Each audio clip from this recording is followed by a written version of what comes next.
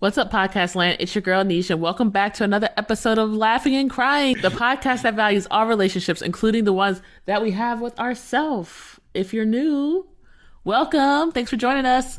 You're going to have fun. You know, period poo and all that. I don't really know where that came from, but I like saying it.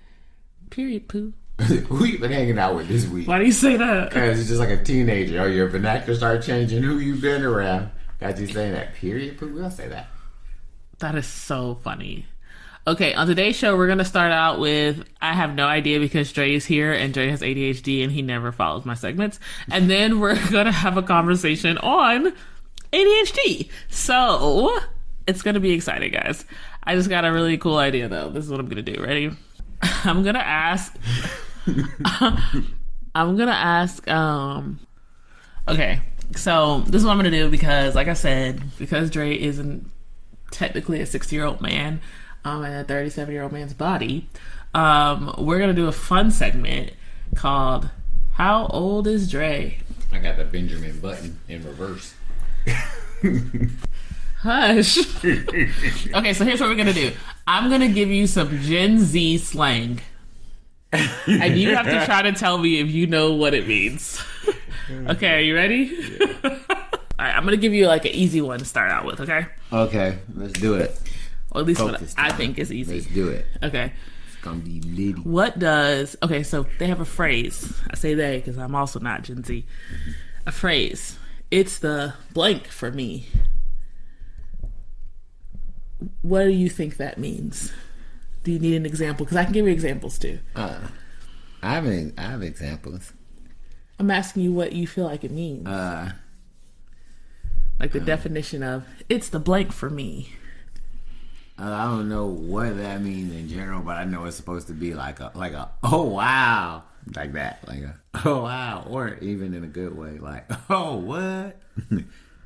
It's like, I don't know, it can be one or the other. It's situational. What does oh wow and oh what mean? Like oh wow, like if you're offended, like oh it's the disrespect for me. You know? Okay. Like, oh wow. Okay. What about IYKYK? Oh, that's like FYI, like if you know, you know. Oh, good job! Ding ding ding ding ding ding. Sometimes feeling it. Okay. That's all I could think of. I was like, what the heck? What about a Zaddy? Me? Wow. Yeah, it's the Zaddy for you. See, look at that. I used it. You didn't use it. IYKYK. Look at that. I used that all three in the sentence. No. Okay, use Zaddy in a sentence. Use it in a sentence? Or tell me what it means. I look good. Everybody want me because I'm fine. Because I'm a Zaddy.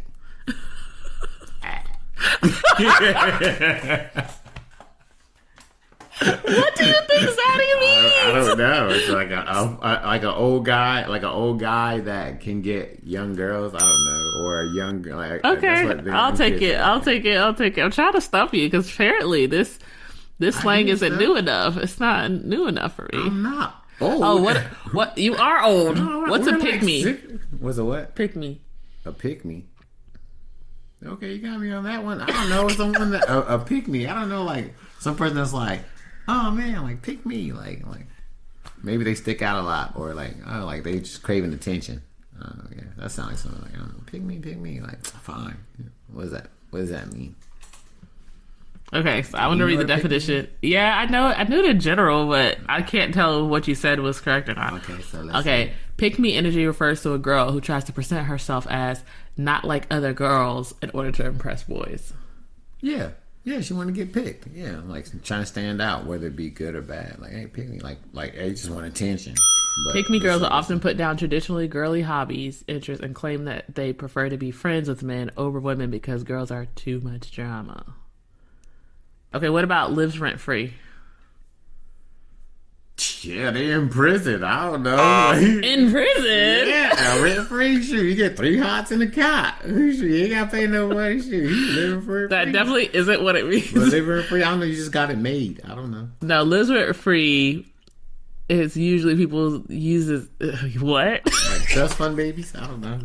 No, usually people use it when they're talking about in their mind. So when they're saying something lives rent free. Oh yeah. I heard that before. Like that video or whatever the case may be. Say it just lives there rent free. Like it's just always in there. Yeah. Like somebody says, for instance, describing like holding on to grudges or resentment or anxiety. I was thinking about that video. Never gonna give you up. Never gonna let you down. Remember that one? I don't understand what the relevance is. We'll move on. That video just lives in everyone's head rent free. If you just say no, I don't think that's what that means. Okay. Okay. The longer I have this conversation. What about cap, no cap? Oh. What does it mean? You lying. Like, you lying. Or like, nah, you dead serious. Like, it's like, yo, let's see. Okay, differentiate the two. Cap. You lying? No cap, real talk. It's the honest truth. You're getting them right, but still your commentary is hilarious. Okay, let me try to give you like 2 more. I'm up in here. What about a stan? Stan? Mm-hmm.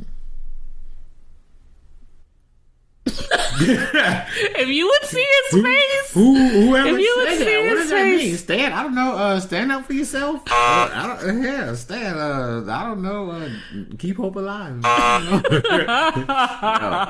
don't know. Yeah, like represent. I don't know. Keep hope alive. Yeah, I don't know. No, Stan is. I'm just jiving with you. Stan is like a mix between a stalker and a fan, kind of like with Eminem's song. STAN. Some people say that when they're like a super fan, of an artist, like Swarm. So somebody says like I'm a Beyonce stan, they're like I'm a super fan. Like it's more than just a fan. I'm a stan. Like they the honeycomb in the beehive. I guess they're the honeycomb in the beehive. Yeah. Never heard of it. Stan, never seen him a day in my life. That's hilarious to me. Okay, one more and then we're done. Let's see. Let me get you a good one. Yeah. Okay, what's drip? Drip. Style. Swag. It's my drip. You know what I mean? My threads is fresh. Okay, we're going to try to move on to this conversation because if not, Dre is going to have us here forever. Okay, so the topic and conversation that we're going to talk about today is weird emotions that come with having ADHD. I feel like people don't know about ADHD enough and how it affects relationships. I feel like people talk about ADHD the way they talk about OCD, like, oh, I like things clean. Oh, I'm OCD. Or, oh man, I forgot what I was doing. Oh, I'm ADHD. And it's really not what it is. I understand why people do that. I understand. They don't know. But wanting to be neat is not the same thing as OCD. Forgetting something at your house is not the same thing as having ADHD. So I feel like I am on a mission through my podcast to educate people on how ADHD really does affect people and relationships and whatnot. Yeah. We also did a episode on ADHD a while ago on ADHD. Actually got a lot of traction from people because a lot of people realizing that they might need to get checked for it. And a lot of people just realizing how they might have affected how their ADHD might have affected their relationships in the past. That podcast episode is episode 6. So it's like scroll way down. And it's called Talking About the Impact of ADHD on Relationships. So that's the general idea of why I talk about this topic in the first place, is because it really does have impact on our relationships, and it had a lot of impact on our marriage. Because if you don't know from that episode, Dre actually found out he had ADHD while we were in a relationship. So he went 32, 33 years without knowing he had it and without knowing how it was affecting the people around him. And it was definitely a shock to, I don't know, reflect on that, right? Yeah. Before we start, I'm not a therapist. I'm not I'm not a mental health professional of any kind. I'm learning alongside you. We're just talking about our own experiences. So please, if you feel like you might have ADHD, if any of this triggers you, please reach out to a licensed mental health therapist to talk about these things, or psychiatrist to talk about these things, because that's not me. I cannot diagnose you. Okay? These symptoms can be found in regular life or other diagnoses. So don't hear this and assume you have ADHD because you happen to relate to any of these. Individually, you might relate to something, but it's more so like when you have ADHD, you have most of these. So I ran across an article on Attitude Mag that talked about ADHD emotions that knock you off your feet. And so if you're wanting to get more information about what I'm talking about today, you can go to attitudemag.com. I guess I'll just go down each emotion and just ask, or I guess I'll just go down each emotion and see like how it's affected our life and talk about like our experience with it. They describe flash emotions as emotions that change at lightning speed without any time to reflect, think, or feel. So they say you go from 0 to FU in an instant. You did the research. Do you relate to that at all? Sure. Totally. Right? Yeah. I get those all the time. Like going from 0 to FU in an instant. Yeah, I get those all the time. It's not always good. It's a bad thing. It's a bad thing because sometimes you're like, man, and sometimes even in the midst of it, your mind will still talk to you, and it's like, you don't even have to be doing this. Like, something is wrong. You could just stop, but your body just is like, I'm too far in proving my point. I can't go back on it. And then you're like, now you gotta pick up the pieces. It's like, and then the other emotions come after that, man. But you mean after the temper? Yeah, after the flash of emotion, whatever. How has like your flash emotion or your temper like how's that affected your relationships? All negative in the like the temperament, all negative. Just being aware, like my friends, my family, even you, like I feel like it's affected my relationships like in a negative way. Mm-hmm. Because I was quick to be defensive all the time, and at times I didn't need to be, and there were times I probably did need to be, but again, when you do it all the time, the times that you're supposed to be, it don't matter. You can't tell the difference. It's just like everything is now just smashed together. You know, everything is soup now. You know, so it's like, oh man, like the emotions. It was bad, man. For you, it was bad. Yeah, for me, it was bad. Like not being able to cut the line of black and white because everything was so gray. Like, what's that mean? Not being like, hey, this is when I need to have this response. This is when I don't. Versus, man, I always had this response. So now I don't know what I truly feel or think or see. And my partner doesn't know what they think or see because they're like, this is just what you always do. It's like, even when you were justified, they can always hit you with this is what you always do. And then I sit back and I'm like, yeah, I always did that. So heck, at this point, like, do I really feel this way about something? Or did I really think this? Or did I really believe this? And I had to look up and realize, well, Dre, you made everything gray. And nothing was, hey, when I'm thinking clearly, level-headed, and took time to actually hear and respond versus I just felt and assumed this is how it always goes. So this was my response. And I already had it like, they ain't gonna tell me this, I'm gonna say this, like, you know, playing stuff out before it even actually happened. Did you ever blame it? Did you ever blame anybody for your flash emotion? Of course. It's never me. It's what my brain is supposed to do. I have a good brain, you guys. It's never my fault. I was always right. They deserve it.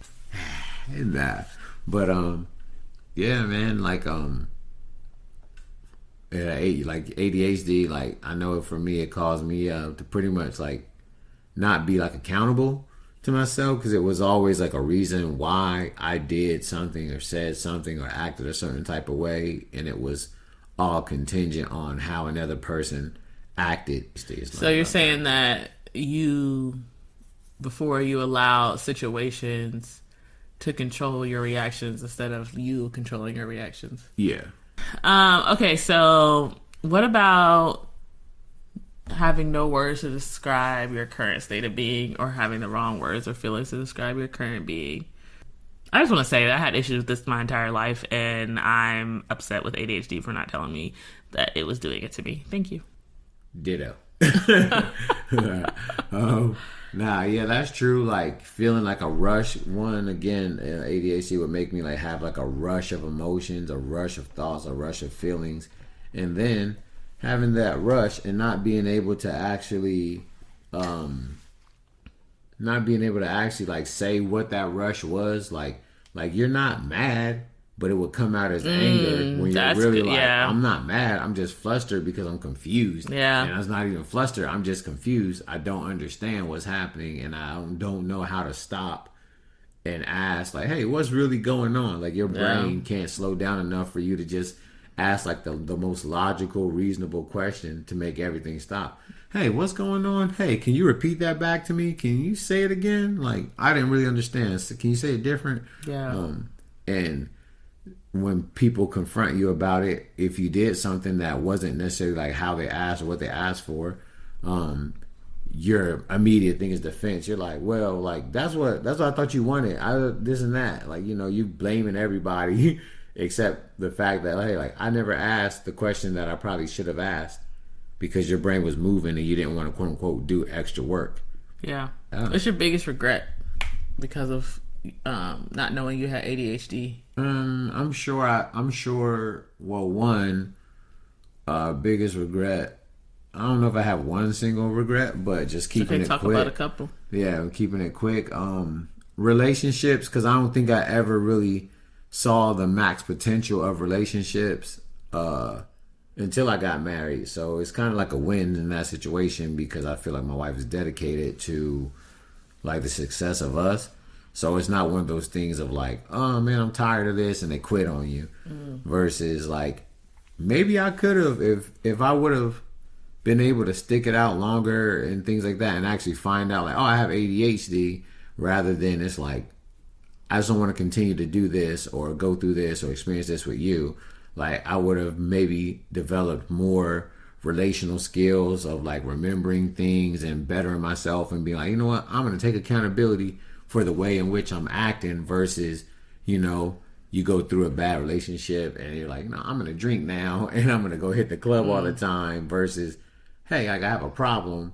And because I have a problem, I owe it to myself to figure out my problem, work on actions to better myself so I don't repeat the problem and see where I grow. The other thing I regret is I'm pretty sure there were like connections in life that I could have made, should have made. What do you mean?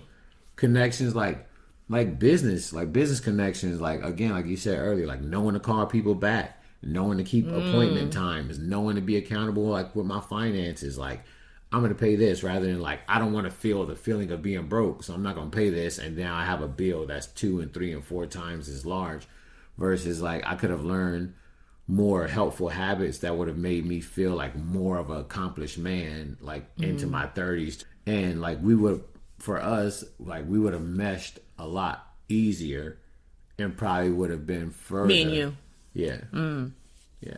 That would have flourished. Like understanding that with ADHD, what you slack on today, you don't pay for today. You pay for it down the line. And with ADHD, down the line is not necessarily in a few days. Down the line is 6 months from now, a year from now, 5 years from now. You're like, oh man, like if I would have just, you know, stuff like that. I can relate to that. Like understanding that there were times where I probably missed out on things, missed out on opportunities because of just being forgetful. Time awareness and all that. Yeah. And that, like you said, that those feelings you can't express of what those things make you feel like when you have ADHD, like it's more than frustration and anxiety. Like I don't even think that really fits the bill. Yeah, I don't think that really fits the bill of what it feels like when you are trying to remember something to do, or you're trying to like motivate yourself to do something that your brain is telling you like, oh, you like it's gonna be so hard, like just stop, like it's gonna be so rough. Yeah, like wait till tomorrow, you got time. Like that feeling of missing out is, like we said, like, you know, one of the emotions was shame and guilt. Like, I feel like that comes along with it too. Yeah. It sounds like some of the stuff that you're talking about. Yeah. What about you, Nisha? Do you have any regrets concerning like your ADHD, whether it be like present ones or even past regrets? I think with one of the other emotions that we haven't really talked about yet, they're like unaware of others' emotions. I think I have a lot of regrets there. I think at this point in my life, I've learned to validate people and hear them. But, you know, it's factual that people with ADHD are hypersensitive and overwhelmed by everything. And because of that, they tend to disengage or, you know, blame or minimize other people's experiences and emotions because they're disengaged, or they just want it to be over with because they want the sensations that are happening in their body to be over with, so they can come off like cold or insensitive or unaware. And I think that caused a lot of hurt in people and throughout my life, of just me not being able to acknowledge their emotions in those moments. Like I know I've lost friends because I have not been able to acknowledge other people's emotions. I know that I have, even in like being a leader, I know that I have lost people who I was leading because I was not able to acknowledge their emotions. And I know that I probably caused a lot of hurt, and that's definitely a big regret. Fair enough. That's understandable. Yeah, I didn't even think even on that level, like of like having like a levels of responsibility and not even being able to necessarily like carry that torch. Like that's a tough thing as well, because like you said, realizing like relationships with friends and people who like maybe have come to you for help, who looked up to you, and you're like, man, I kind of like let them down, and then you gotta like feel that weight, because it's not like you necessarily get like that second chance, or like, oh man, let me fix my ways, because sometimes those people were never aware of your condition either, right? So and we weren't, so we couldn't have even. They judge you like that's who you are. That's just how you are. You ain't never going to change. It's like, well, their consensus about your character is kind of on point because you didn't know, but they also like some point like, oh, like that's what they've been doing the last 10 years. But if in the 11th year you learn, oh, you have ADHD, it's like, oh man, year 12 could be complete 180, and all they knew was that because they never like, you know, cultivated that relationship beyond how they knew you back then. But also, like, you know, we have to move forward in life too, so it's like one of those things. It's like one of those doors you don't necessarily ever get to close when you don't get to reconcile with the other person, and that again can bring on those like shame and guilt feelings as well. I think that's why I'm so passionate about spreading the word, because right now it's like I can give people the heads up, hey, I have ADHD, so blah blah blah. But before, like you said, it's like nobody knew. I didn't know. You didn't know. So it's like we're hurting people, but we don't know why. And we don't even know that we were hurting people at some points. And so I think that's just why I'm so passionate about educating people, because if you know, you know. No, I'm joking. If you know what's going on, if you know what's going on within you, you have a better chance of like lessening that hurt and lessening that pain for other people around you and yourself. What about this? Being sensitive to rejection. That's one of the emotions. How's that showing up in your life? I'm fine with it. Doesn't bother me at all. Whatever. It's stupid. Whatever. And they're ugly. They're ugly. Yeah.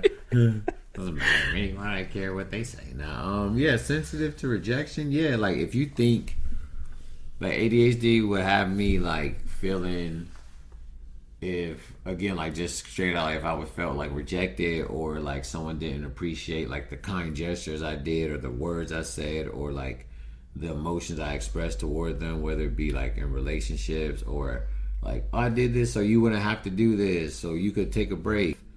Them rejecting it or saying no to it was them saying like, I'm saying no to you. Like your mind would hyperdrive on what that rejection meant. Yeah, and I think one of the reasons why people who are with ADHD are more sensitive to rejection is because we try to imitate doing things the way we see our non-ADHD counterparts do them, and it's just not the way that we're going to be able to succeed because our brain works differently. And so trying to do that, failing, trying to do that and failing, it builds this thing up in you that says, like, I'm not good enough. Mm-hmm. And so when it comes around to you actually not doing something up to par, you're so trying to prove that you're good enough for something because of all the times you've been told you're not good enough for something, for trying it a way that doesn't work for you, that you immediately want to break down. I think I see this a lot in myself, of just, like I said, just feeling like the underdog all the time, because it's like, oh, everybody else studies like this, let me study like this. And it was the wrong way for me to study with the ADHD brain. Or everybody else can just look at the board in school and know what their homework assignment is and remember it when they get home. I can do it too, except I can't, because that's not how my ADHD brain is. So it just kept, like, over and over again, like, hammering this, like, failure, like, you're a failure, like, you're a failure, you're a failure, you're a failure. Like, and so now when I do something and I make a mistake, instead of it just being like, oh, it's just a mistake, it's like, no, I'm a failure. Like, I've been. Yeah. I know that, like, okay, so the article describes shame as, like, feeling like you're damaged goods, or being the last picked but the first picked on. And I just remember always feeling like the underdog, like, always feeling like I forget things, I forget to call people back, I get lost in my thought, and all of that type of stuff. And it brought, like, a lot of shame. And the biggest thing that I can remember where shame affected is I was, like, secretly jealous of people who had careers. Not that I don't love mine, because I really do, but I was secretly jealous of people who had careers that took a lot of schooling, because school was really hard for me. Yeah. And I know that I couldn't put myself back through school because of how difficult it was and how much shame it brought. And honestly, I made good grades, but if anybody ever knew, like, the mental turmoil and the mental flips that went through my mind, just trying to get through, trying to remember assignments, trying to focus during tests, like, it was so hard. It was so hard, and I didn't have the tools or the resources to be able to have those things be made easier for me. So I had a lot of shame around that. Like, in that, like, yeah, like, the difficulty in school and stuff like that, like, yeah, like, the low tolerance for frustration and things like that. Like, I relate with that really well. I say that because it's like, yo, things start going unorganized, I'm like, everything just gotta stop. Everything gotta stop. Stop moving, stop talking, don't look at me. Let me figure out what's happening right now so that I can get a grip on what's going on. So what about being overreaction, being easily overwhelmed? How that affected you? Did your parents ever say anything to you about these things? Like, no. Did they ever point them out? Like, no. I was born in '86, you all. So we didn't know that. ADHD was, you just need to get a whooping and sit your tail down somewhere so you can focus, you know. We all know this one. If Lil Timmy got 2 apples, that's what I grew up in there. So we ain't know anything about that. Mental illness, stop being stupid. That was, like, pretty much mental health back in the early 90s, man. It was like, hey, but no, I had, like, bad temper. That was pretty much about it. Like, I remember even, like, elementary school, I had, like, a bad temper, and I could do my schoolwork, so it was like, everyone was just confused, like, yeah, like that. Being easily overwhelmed, yeah, like, even now as an adult, man, like, I struggle with that even at my job. I manage, and in managing, you have to manage any and every single thing, from organization to like employee attendance, and it's like it can be overwhelming if someone moves your papers or anything. You're like, yeah, I was gonna say like what sucks in ADHD is like it doesn't really matter what the trigger is. Like it could be like your soap in the bathroom like not being in the place that you left it, or it could be you losing your job. I mean, it's like it could be anything. Like it could be very, very simple, and you get overwhelmed, and you have to learn over time how to control that. This article says that most people with ADHD never experience peace, and I don't 100% agree with that, just based on like what your definition of peace is. But I think if it means like a calmness in your head, like a calmness in your thoughts, like yeah, people with ADHD, unless they are on medication for ADHD, their thoughts are going 100 miles an hour until you're exhausted at the end of the day. And I think that leads a lot to being overwhelmed. Is if your mind is on hyperdrive, anything that happens along the way, and I've said this in the other episode where I talk about ADHD, anything that gets in the way is gonna freak you out. And so every little inconvenience causes an overwhelm and overreaction. And although it's frustrating for the people around the person with ADHD, it's really also frustrating for the person with ADHD as well. Yeah, for sure. How do you feel like ADHD has affected you the most, like emotionally?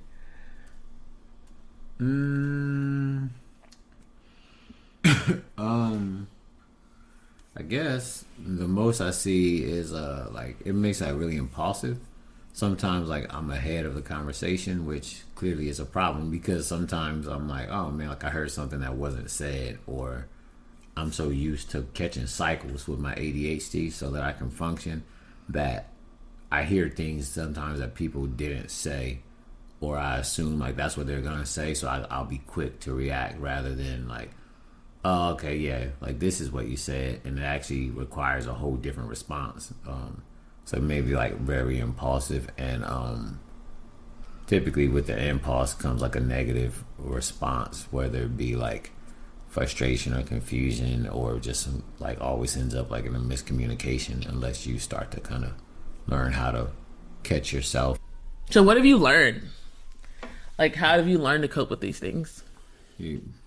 I'm still learning. I don't really know. You just have to do your best to slow everything down as best you can. One, talking to people about ADHD, people who have it, who have had it for a while and seem to be more successful or appear to be more successful than I myself.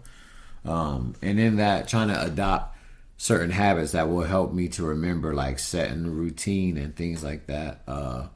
Whether it be a morning routine or a nightly routine, even at my job, setting routines typically help, because again, ADHD makes you crave patterns. They help keep you calm because you know what to expect. They help you know, like, hey, this should happen next, and if it doesn't, you know to say, hey, this should happen. You can find the words now to speak up for yourself or to speak up for the process. Whereas before, if something happened, you're just like, I don't know, it's just happening, and like here we are. It helps you be able to like control the rapid movements of your mind. You stay a little bit more calm, and to a degree, a level of relaxed. Like again, your mind never stops moving, but at least here you can kind of start to control the pace of your mind's movement. Yeah, what are your thoughts?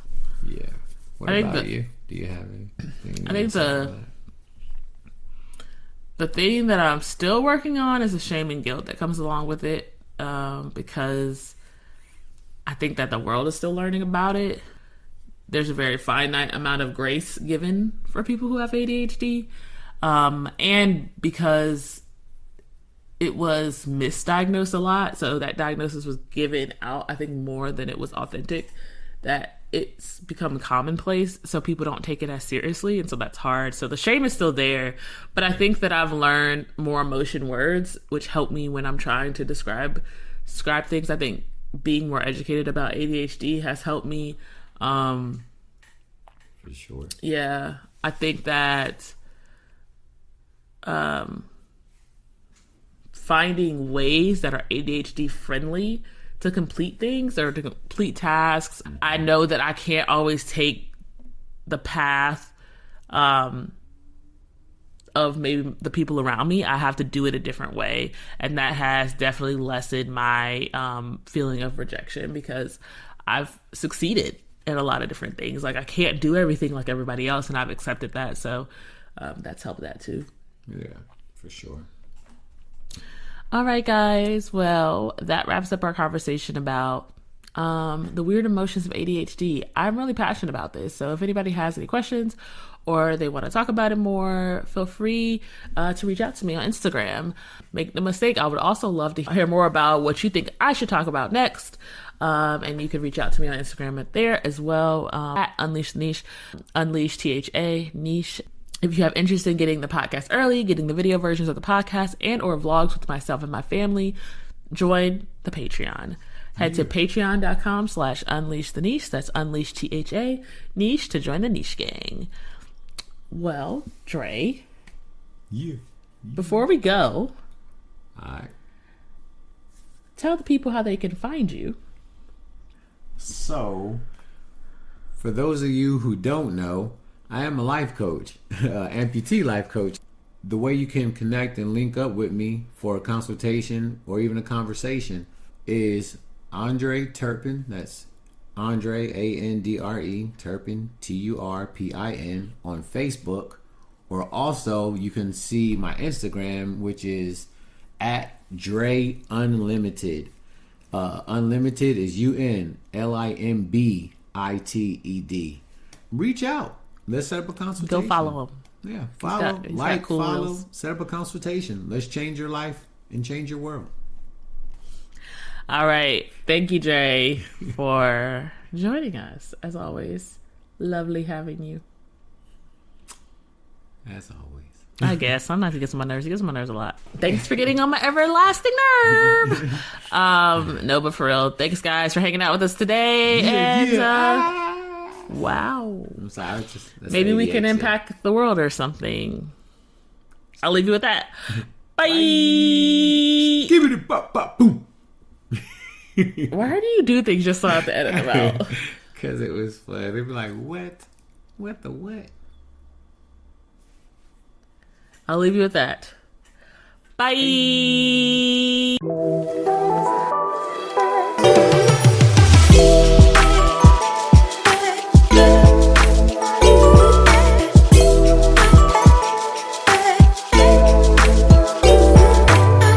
No, she said, you a cheater and you a liar, and I don't want you no more. Stop.